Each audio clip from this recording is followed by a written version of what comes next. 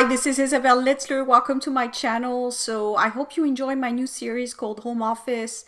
The idea is really to inspire you. So I'm inviting guest speakers, leaders in their industries who are there to share their wealth of information with you so that it's a complement to what you're getting from me. I've had the chance of really talking to inspirational individuals, and I will keep inviting people. So throughout the next months, you will be able to get a lot of information. So today's video is back to our favorite topics, job search in Switzerland and information on that. So today I want to share my 3 tips with you on how to get prepared for a successful job search. So the first thing that you need to do is get your education Swissized. Meaning that I've noticed people who send me their resume, for example, sometimes it's not really understandable what it is that they do in terms of education. So you need to check. I will link below a website where you can get some information on how to get the equivalent.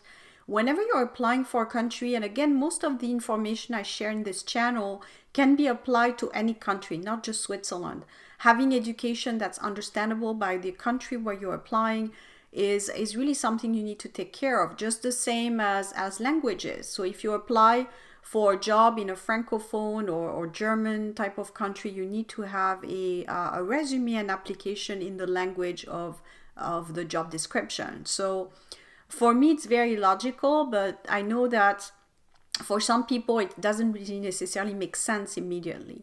So make sure that you have the application in the language of the job description. This is very important. And that you have the equivalent, if it's a diploma, especially a very untraditional type of diploma, something that you don't see every day.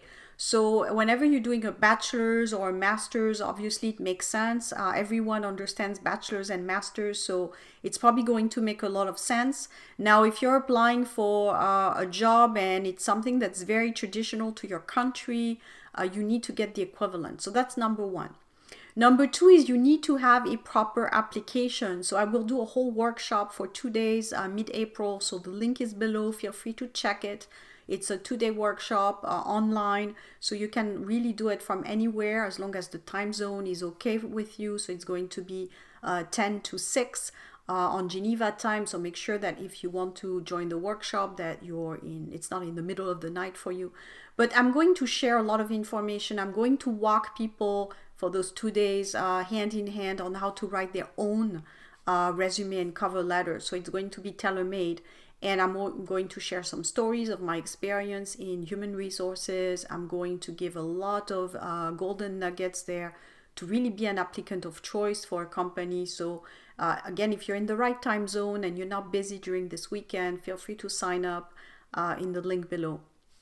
Now, what I want to share with you in terms of, in a nutshell, in terms of a job application, and I will link a video I've done. It was one of my first videos for 1 hour where I explain how to write a cover letter and a resume. Again, it's very general because when you're doing a video for a public, it has to be general. And then when you do workshops, that's when you can be a little bit more particular.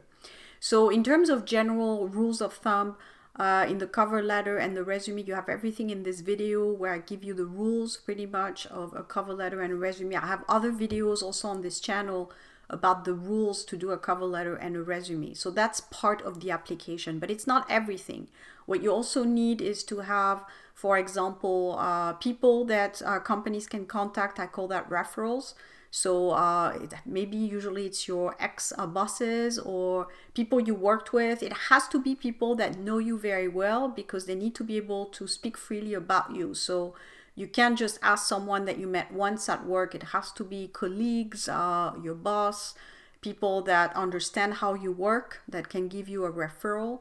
Now, for people who don't want to put their bosses for usually the obvious, they didn't get along very well, make sure you can find someone that would be a good referral for you. Maybe it's your boss above your boss, or maybe it's someone you worked with in a consistent basis in a different department. So that would be a whole different video I will do about how to deal with referrals and bosses that you didn't get along well with. What do you do instead? We'll make a whole different video on that. So referrals you will need in the bundle. You will also need to have people who have made a good recommendation about you, whether that's on LinkedIn or via a letter. In the traditional old ways, it used to be a referral letter or a recommendation letter rather. Now it can be done on LinkedIn. People can recommend you. I haven't seen a lot of people being recommended on LinkedIn. I think the process is also very long. You need to send to the person, then they need to approve it, and then it needs to be posted. The other disadvantage also on LinkedIn is that not many people will go down to see it. And when you're recruiting, when you're getting resumes, chances are you're not going to check in detail the LinkedIn profile to retrieve this information. And also, it's not necessarily the type of referrals that you want to see as a recruiter. Typically, recruiters want to see your boss. They want to see, people who are relevant to your application. Now, if you have someone, maybe you met again and you worked with a very short time and they've recommended you on LinkedIn, it's not going to have the same weight. So that's why the recommendations on LinkedIn, they can be nice. I think it's nice for your online virtual profile, but it's not going to be enough when you actually apply, and companies can ask for a lot of information on paper, even sent by email, but I mean, it has to be more formal. So again, it depends on which companies you're dealing with. Some companies might be very light and it's just an interview and they want your salary information and they get the interviews done. But other companies, especially the large corporation, they will go a little bit further. They will want referrals. They will want to get, recommendations, and they will want to, be able to call people to see about your character. This is especially something companies will check, is your character. So they want to see if you're trustworthy, if you're honest, if you're reliable, and they will not hesitate to actually contact people. Most of the time, it would only be the people that you feel comfortable with, that you gave a list to the company, but sometimes they will also go in the background, meaning they will call people that you're not aware of. Again, this is not very common, so I don't want you to be scared that maybe the boss you did not get along with gets a call from the company that you want to work for. But just be aware it can happen. That's why I always tell people, keep good relationships. I've said this many times, so even if you don't get along with certain people, just keep it agreeable. It doesn't mean you're best friends, but whenever you leave an organization, I tell people, don't burn your bridges behind you.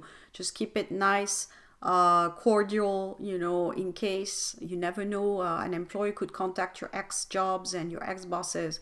So keep it always nice. Now, if you have issues with ex bosses, you need to tackle that ahead of time rather than to pray that nothing happens and you'll be fine. It's better to anticipate the issues rather than to deal with them once they're there. And if you have hiccups in your resume like this with relationships especially, it's good to prepare a story around that, to prepare a little bit the field, because when you apply in Switzerland, again, big companies, they will probably do a background check on you, so you want to have that clean. So I will make a separate videos on how to deal with ex-bosses, again, as I said. And number 3, brush up on your communication skills when you apply in Switzerland. Be prepared for these interviews, especially if they're going to be virtual. So you need to brush up on your communication, how to speak in front of an audience. Now is not the best time to actually go to a Toastmaster or training because we're at home, but you can watch videos, you can see a little bit how people talk online, maybe watch some videos on preparation and presentation tips, because that's going to help you be a better interviewee. And in the end, it's all about the image. So when people meet you first online and they have the Skype interview, they will retain what they heard, also what they saw. So it's all about, it's really a marketing game at the beginning. Doesn't mean that if your resume is empty and there's nothing of value, you'll get hired just based on image. But it's going to be a big part of the job for you that's done already just by presenting well, dressing well. I always insist on that when I do my workshops.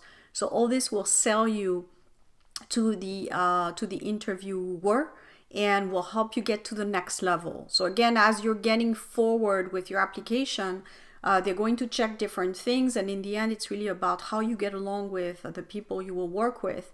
But at the beginning, it's going to be a very much of a check, do you fit with the image that they want inside the company? So work on your image, work on your presentation skills and how you come across this is going to get you at least to the next stages to go further along.